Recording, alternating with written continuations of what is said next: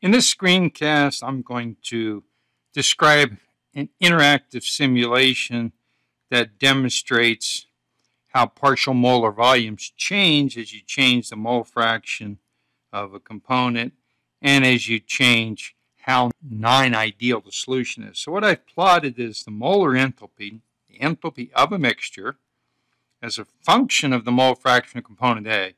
So notice at the extremes, the blue line is the molar enthalpy. This is the enthalpy of pure component A, molar enthalpy of pure component B.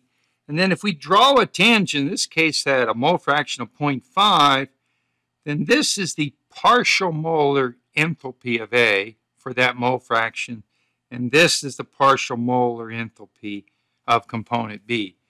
There are equations, I won't develop them here, that show why this behavior is true. But we can, in the simulation, change how non-ideal the solution is, which will change how convex or concave this blue curve is. And then we can also change the mole fraction that we're interested in, and the partial molar quantities will change.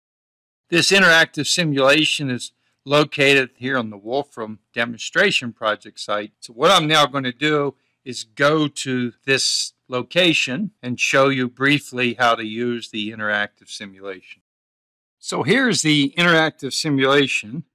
And first, I can get it exactly to 0, which would be ideal solution.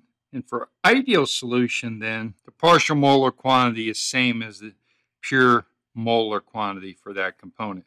But let's make it very non-ideal. And as I change the mole fraction, first you'll notice as the mole fraction of A gets higher, the partial molar quantity approaches the molar quantity for component A, but the partial molar quantity component B starts to differ significantly from the molar quantity. I can also go to more extremes, and you can see quite a big difference between the partial molar quantity and the molar quantity. I could make the non-ideal behavior in the other direction, and now we see the same type behavior. And of course, if I change to the other mole fraction, then the partial molar quantity of component B is very close to the molar property, almost essentially identical, whereas the partial molar quantity of A, because its concentration is very low, its partial molar quantity is significantly different from its molar quantity.